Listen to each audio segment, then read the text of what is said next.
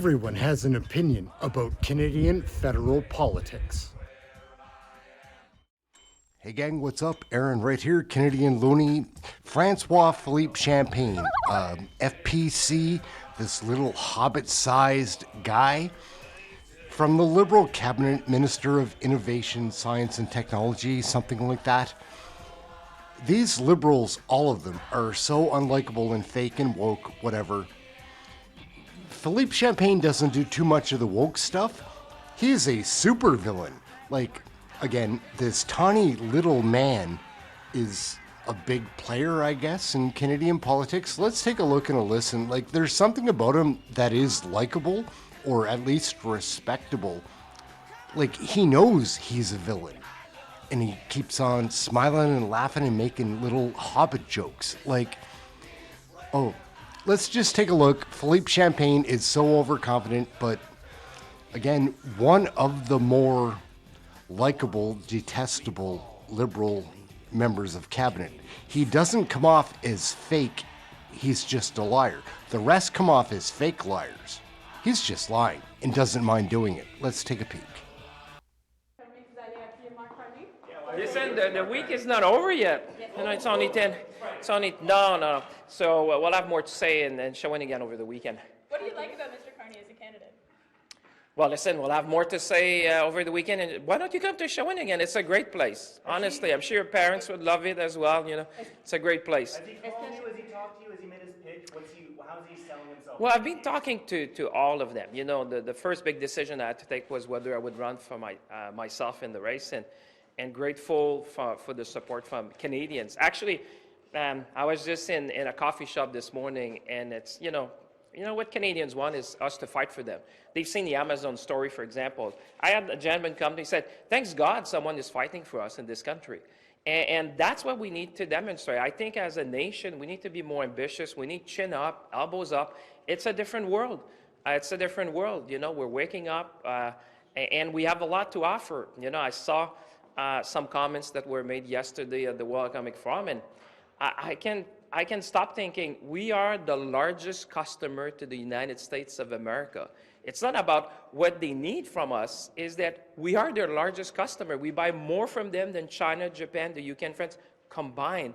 So this is a message that every single Canadian, every business leader, every union needs to repeat, is that this is a bilateral relationship. When I hear whether people need Canada, I would say, well, actually, we're your largest customer. You know, we're your best partner. We're friends and allies. So that's a message. I'll be in Washington in the next, whether it's the next week, probably, and the other one. But really a message we need to bring is that it's kind of, we need to rebalance that discussion that we're having in a sense that why don't they start seeing us as a customer, as a client, as their best client in the world. So that means that U.S. industry needs Canada because they sell to us.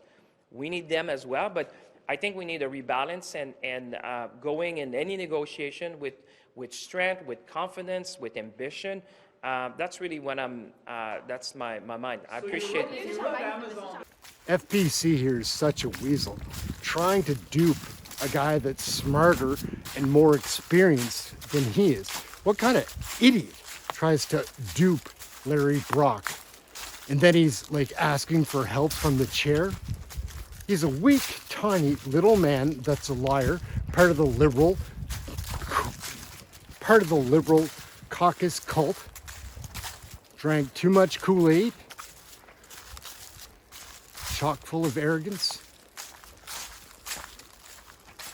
I will move on. Sir. Thank you. Thank you, sir. You've heard the concept of ministerial responsibility, right? I'm very familiar. I've been Minister of the Crown. Yeah, the buck stops with you. I totally, but I would tell you. You keep talking? No, sir. This is my time to talk. I haven't asked you a question. Okay? You talk about, well, you know, that's not my responsibility, and they're going to be doing this review, or they're going to be making those changes, etc. But ultimately, they report to you, sir. The buck stops with you. And I know that there is a pattern in this Liberal government of ministers not accepting responsibility. I hope you're going to buck that trend and actually show real leadership and actually accept responsibility for this matter, because this matter has essentially been a year old. These whistleblowers come to the Auditor General and complain, not just one whistleblower, up to 20 whistleblowers, consisting of employees, consisting of senior executives. And I know that the SDTC likes to classify them as just troublemakers, but they're not. They received advice to prepare a 300-page informational package and send that off to the Privy Council office. That was done in February. Now, I understand through your evidence, sir, that you received notice that your department received that report in March. We try to slip in as much Larry Brock as we can. If you want to see that whole video, it's above there in the link. But, like, because FPC is entertaining in committee too. But I'll iterate, I think he's a villain and he knows it. He doesn't try to play the good guy. This little tiny person has a huge chip on his shoulder all the time. Watch him go. Little FPC is a firecracker, chihuahua, lapdog of Trudeau and the Liberal government. However, he's probably the most tolerable one. At least he knows he's a villain. Let's check more out. Have they responded? What good has it done? Well, what good has it done? We're standing up.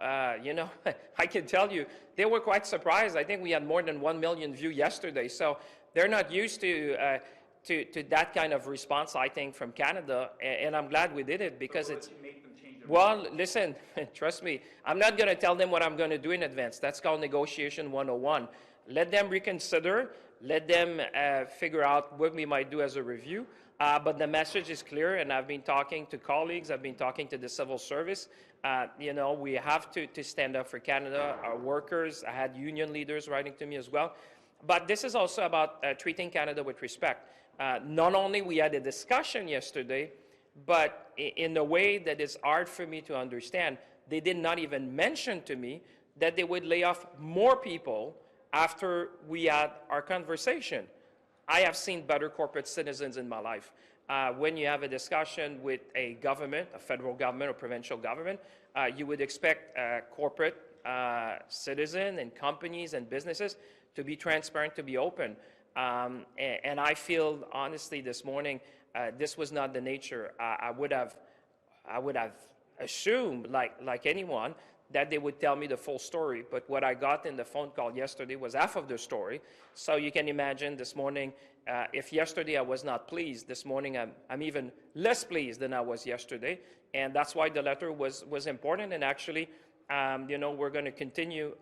They'll have me fighting to make sure that this is not going to go unanswered in Canada. How do you negotiate with Trump? Oh, sorry, you were saying Trump. So out of all the detestable liberals in the cabinet, like, is he probably the least detestable one? Like, he is kind of charming. He's a straight up liar. He has no problem, like, walking through. Everybody else seems fake about it or whatever. So I respect that he's just straight up liar. Rather than this other woke hiding behind some agenda. He's just some lunatic businessman. Everybody else is on I some think it's false always reminding, you know, agenda. there's very few Like, people waking up in the world, let alone in kinda Washington, respect thinking about Canada. the little so tiny this is a man. moment, for I me, think I said he's it's a wake-up 4'1". call. This is a moment for heard, Canada like, to in an just, you know, email that he be was more agile, be 3'1". more strategic, I don't build the believe things we that's need to true. build, I think he's look probably at over 4 procurement in feet. Canada, and Little make sure we build the chihuahua, industry like, of tomorrow, diversify our he's economy, Ren diversify our market. from You Ren know, and I feel Stimpy, it's a bit little like when chihuahua, CDAO, which was Minister of liberal, Industry after the Second World War, watchdog rebuild hound. Canada industrial landscape. I That's think a it's one of these chihuahua. moments where, in a way, he's giving Canada a wake-up call and say, you know, you need to do more as Canadians, and we'll do. We'll be confident, we'll be ambitious, we'll be strong, and I hope my mission is to lift the spirit of Canadians. We need to go in these negotiations in this period confident, constructive, looking forward, but as a nation, we're strong. As a nation, we have natural resources, we have talent, we have very strong industries. You know, we've done it after the Second World War. We can do it again. Let's build big things. Let's show the world that, you know, Canadians know how to do things. And that's my mission. Lift the spirit of Canadian at a time like that. I'll see you in a bit because I'm a bit late. They'll be mad at me. FPC, I kind of like him, but like, kind of like you like the villain in a movie. Like, you've got to have a bad guy to have heroes, and he's a bad guy. Anyways, thank you for watching Aaron, Canadian Looney. Like, share, subscribe. That's it. We'll catch you next video. Go FPC. Eat something, little man. Jesus. Everyone has an opinion about Canadian federal politics.